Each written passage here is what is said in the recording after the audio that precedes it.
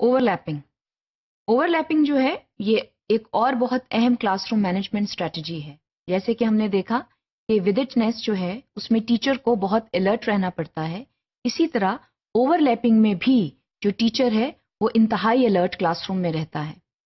Overlapping में जो teacher है वो एक ही वक्त में मुख्तलिफ जो मराहल हैं उनमें से गुजरता है और एट द सेम टाइम ही और शी हैंडल्स डिफरेंट सिचुएशंस।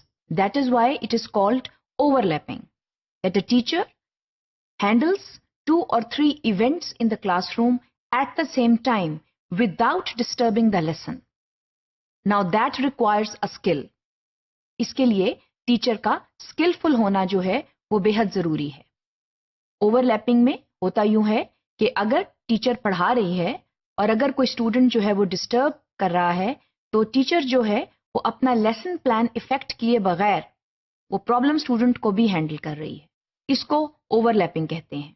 और ओवरलैपिंग जो है that is a very useful technique because the teacher responds to the concerns of the students, she handles the management issues in the students without disturbing her lesson.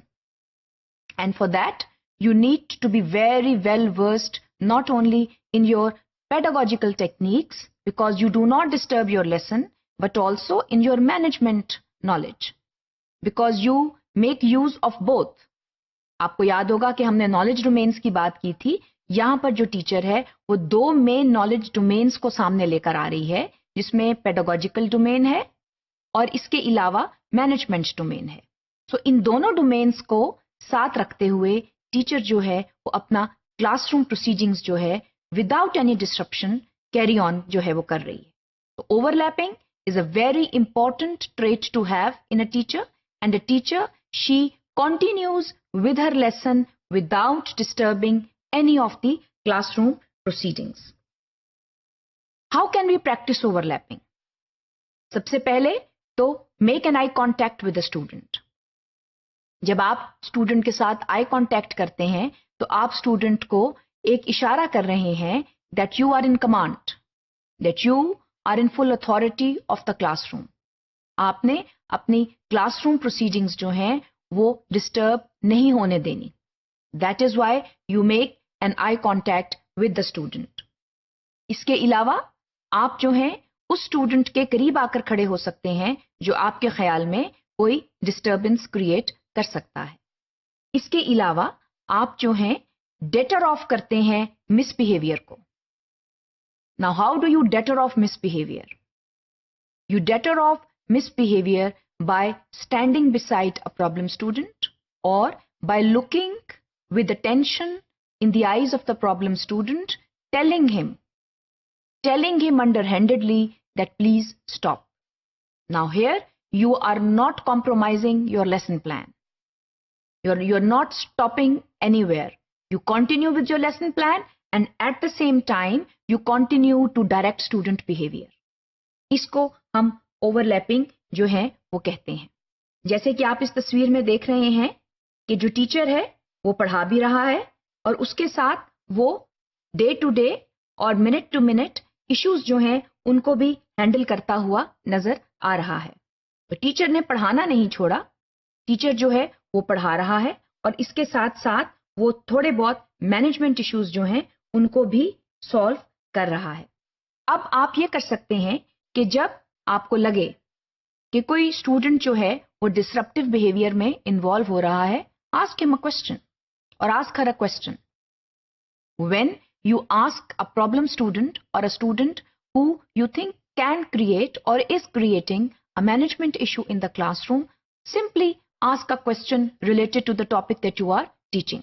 The student will automatically come on track because the student will think that now the teacher has caught him or her and he or she will save his or her self-esteem by responding to the teacher. So that is important.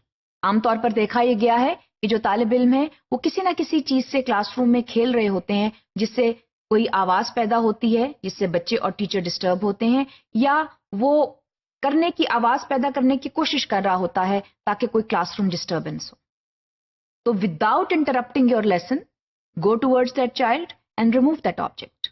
इसमें आप अपना lesson stop नहीं कर रहे, आप कोई वहां पर कट ऑफ पॉइंट नहीं ला रहे, you are continuing with your lesson and with your movement you go towards the student and remove the object which you think is disturbing the entire class. तो इसमें ओवरलैपिंग जो है, it is a very powerful way of saving teachers' time. It not only saves teachers' time, it also brings continuity in the lesson. Continuity जो है वो maintain हो रही है क्योंकि आप हर थोड़ी देर के बाद जो है वो रुक कर किसी क्लासरूम बेस्ड इशू की तरफ अपनी तवज्जो नहीं लेकर जा रहे, आप अपना लेसन जो है उसको कंटिन्यू करते जा रहे हैं और इसके साथ साथ आप जो थोड़े बहुत मसाइल आपकी क्लास में उठ रहे हैं उनको हैंडल कर रहे हैं। लेकिन इसके लिए ये याद रखें कि ये बहुत जरूरी है that you are skilful enough to handle such issues. आमतौर पर देखा यह जाता है कि जब टीचर जो है वो पढ़ा रही है या पढ़ा रहा है और स्टूडेंट्स जो हैं वो कोई मैनेजमेंट इशू क्रिएट कर देते हैं तो टीचर अपना लेसन वहां पर कट कर देती है। जब आप लेसन को स्टॉप करते हैं तो होता क्या है, students lose touch with the lesson, the continuity of the lesson breaks and the mind comes in an other kind of a domain. तो ये जो disruption है इसको maximum तौर के ऊपर avoid करना चाहिए, because if the continuity of the lesson is stopped, then what may happen is that you may have to go over it all over again, या मैनेजमेंट इशू इतना ज्यादा हो जाता है कि फिर आप मैनेजमेंट इशू की तरफ चले जाते हैं और लेसन जो है वो वहीं का वहीं रह जाता है। तो बाज़ औक़ात जो है टाइम लिमिटेशन की वजह से ये बहुत जरूरी है कि जो क्लासरूम स्ट्रेटजीज हैं उनको सामने लाया जाए, क्लासरूम जो स्ट्रेटजीज हैं उनको बरूए कार लाया जाए to have effective lessons in the classroom, because remember the entire objective is to have effective teaching and learning going on in the classroom. And that is only possible because of an effective role of the teacher. And the teacher can only have an effective role in the classroom once she is strong in her content, she is strong in her pedagogy, and she is strong in her management knowledge, and classroom strategies are the means through which she can have a very strong management knowledge.